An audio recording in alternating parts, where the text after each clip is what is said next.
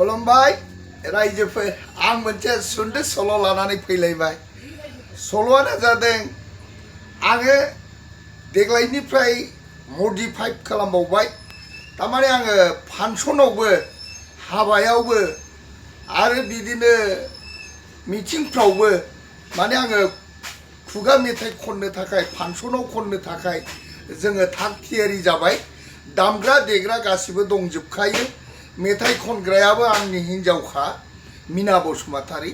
दा जोङो देग्लाय खुगा मेथाइयावबो ओंखारबाय आरो एकथिनिया जात्रा गानाबो थाबाय आरो सोरबा एकथिनिया जात्रा गानखौ लाङोबा लांबाय आरो सोरबा फांसनाव बा हाबायाव बा मिटिङाव मेथाइ खननोब्ला जों बेयावबो ओंखारनाय जाबाय आरो दामग्रा देग्रा गासिबो दंखाजोबो आरो जोङो बिसि फिसाय मेथाइ खनग्रा डायलग मोजां डायलग होनानै डायलग होलाय मेथाइ खनलाय डायलग होलाय मेथाइ खनलाय खालामनानै जोङो फांसनखौबो देग्लाय खुंगोन आरो बिदिनो मिटिंफ्रावबो लेंहरोब्ला बेयावबो जोङो मेथाइ खननो डायलग हैनो थांगोन आरो हाबाफ्रावबो जोङो लेंहरोब्ला मेथाइ खननो डायलग मेथाइ खनलाय डायलग होलाय बेयावबो जोङो थांगोन। देग्लायनो जोङो माने फांसनावबो खननो थाखाय थाग थियारि जाबाय।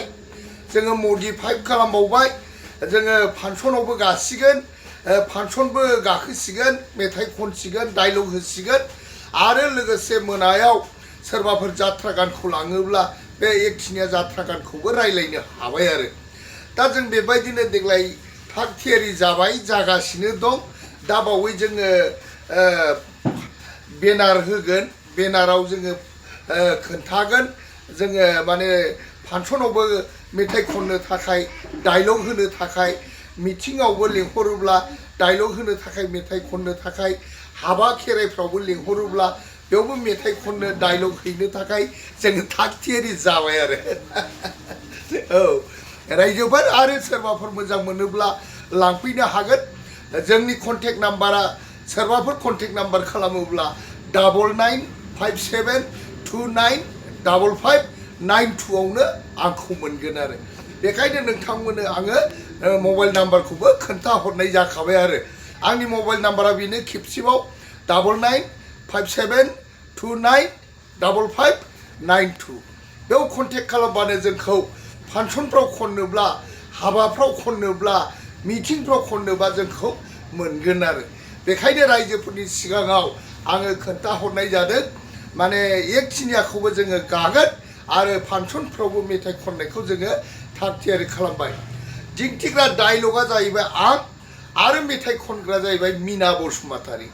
आंनि नामा आधा बसुमतारी आरो हिन्जावनि नामा जाबाय मीना बसुमतारी आरो दामग्रा देग्रा बिथांमोना जाबाय दन्दा बसुमतारी आरो अजित मोसाहारी आरो प्रसाद बसुमतारी आरो लोगोसे बिष्टराम बेबो बसुमतारी आरो लोगोसे फलाद ना ब्रह्म।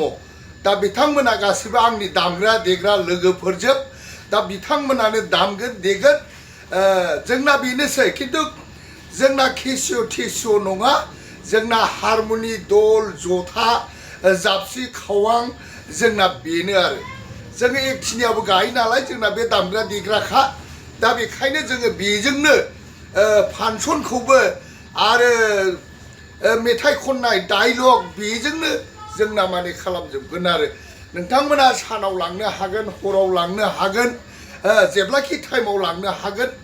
दा बेखायनो रायजो राजानिसिम आङो बेखौ खोन्थानाय जादों। जोङो तालिम होगासिनो दं आरो सोलिगासिनो दं आरो दा बेखायनो नोंथांमोना मिटिंफ्राव बा हाबायाव बा फांसनाव लांफैयोब्ला आंनि बे नाम्बारावनो कन्टेक्ट खालामबानो मोनगोन आरो आंनि नाम्बारानो बेनोसै 9957295592। आं बेखिनियावनो नैबे भिडिअखौ आङो माने होबाय।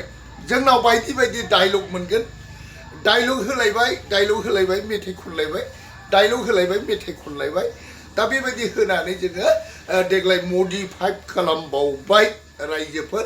आं बेखौनो नोंथांमोननो आंनि इउटुब चेनेलाव नोंथांमोना नायनानै मोजां मोनोब्ला नोंथांमोना कन्टेक्टबो खालामनो हागोन खोन्थानोबो हागोन आरो रायजोफोर नोंथांमोना आंखौ सिनायखागौ जों दा बेखौनो फांसनाव मेथाइ खननो थाखाय थाग थियारि जाबाय गोजोन्थों रायजोफोर